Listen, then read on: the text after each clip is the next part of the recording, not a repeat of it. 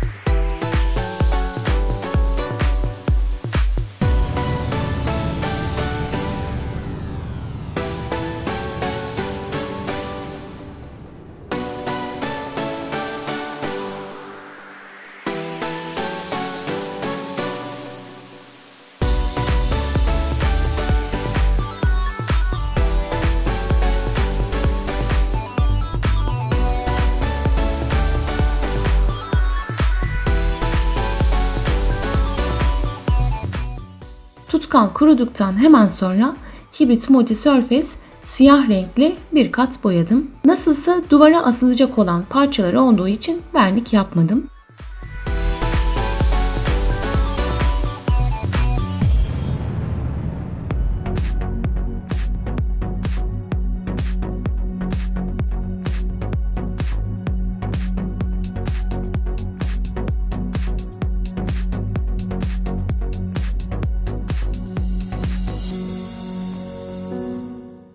Şimdi bu projemiz bize ne kadara mal olacak bunu da hesaplayarak gidelim. Siyah boya yaklaşık olarak 3 yemek kaşığı kadar gitmiştir. Bu Hibrit Multisurface boyaların 120 milimlik boyu 10 lira oluyor. Benim kullandığıma bakacak olursak boyanın 1/4 kadar bile değil ama biz boyamızı 2 lira diyerek notumuzu alalım.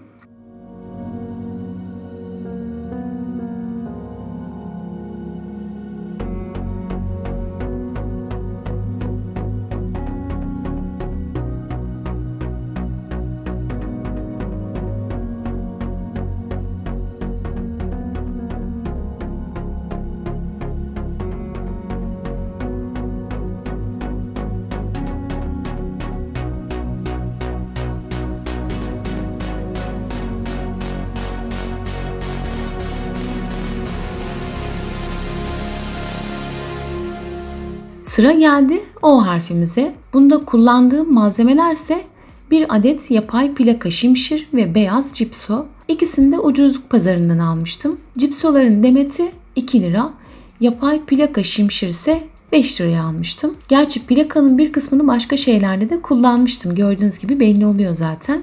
Bir adet de elektrik tesisat borusu. Borunun bir ucuna ince bir tahta parçası soktum.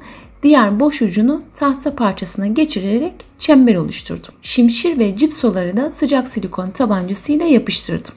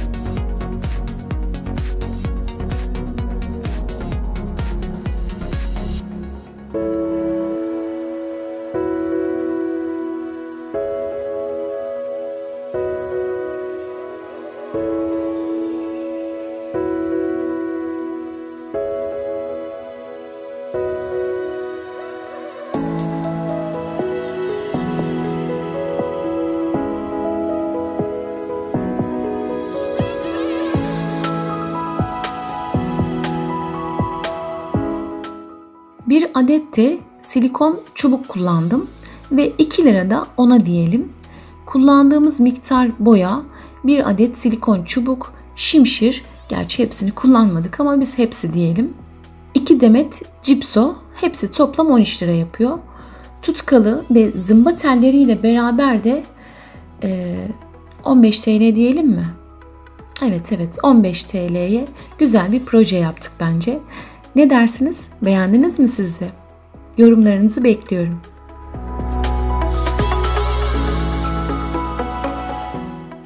En kısa zamanda mutfakta yarım kalan işlerime ait çektiğim videoda görüşmek dileğiyle. Aşk ile kalın.